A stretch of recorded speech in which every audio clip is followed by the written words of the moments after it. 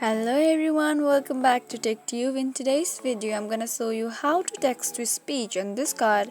To get started, open Discord app on your device. Once you are there, you will see somewhat like this. And in the message box, all you have to do is type in slash space TTS and type any message you want, and you can send to the send option. You can see the send option is located as an arrow sign. Click on the option to be sent and your text will be converted into a speech.